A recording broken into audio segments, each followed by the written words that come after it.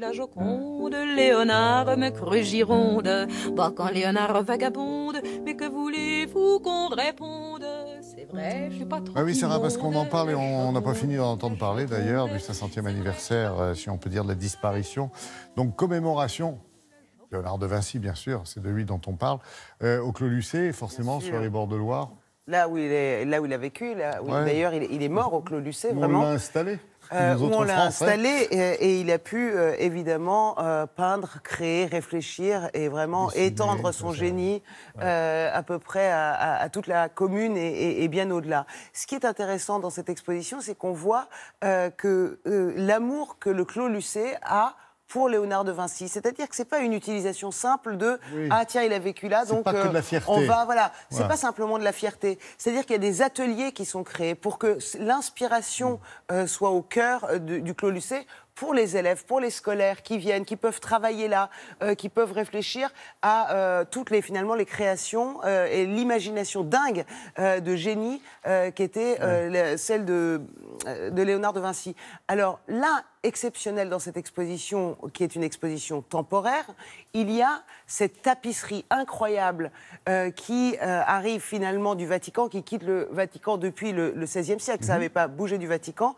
2 ans de discussion pour réussir à faire venir cette tapisserie qui est en fait la réplique exacte de cette fresque de Léonard de Vinci datant du XVIe siècle. Il a fallu 2 ans de discussion. Pourquoi ça a été finalement possible? Parce que le Clos Lucé a beaucoup, pas mal contribué, évidemment, à œuvrer à sa rénovation. Vous allez voir que vous allez comprendre pourquoi ça attire les foules. 5 mètres de haut, 9 mètres de longueur, à peu près une centaine de kilos. Ça vaut le coup d'œil, regardez. When you're smiling, when you're smiling, when you're smiling, when you're smiling, and the whole world smiles with you. Alors nous sommes ici au château du Clos Lucé, c'est la demeure de Léonard de Vinci, c'est là où il vécut les 3 dernières années de sa vie et là où il mourut le 2 mai 1519. C'est une maison à taille humaine, une maison d'artiste. On y visite sa chambre, sa cuisine, ses ateliers.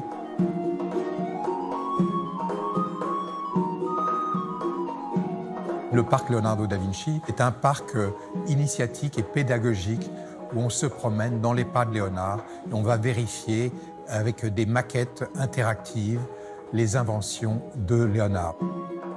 Léonard de Vinci est un autodidacte, il a tout appris au contact de la nature, il disait « tout est là » pour mieux comprendre tous les secrets de l'univers.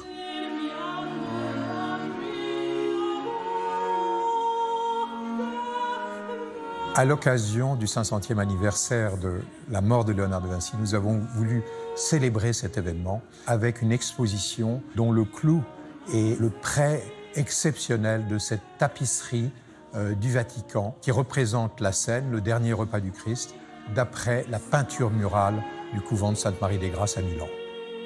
Cette tapisserie n'a jamais quitté Rome, la cité du Vatican, depuis 5 siècles. Et c'est la première fois qu'elle revient au pays de ses commanditaires, François Ier et Louise de Savoie.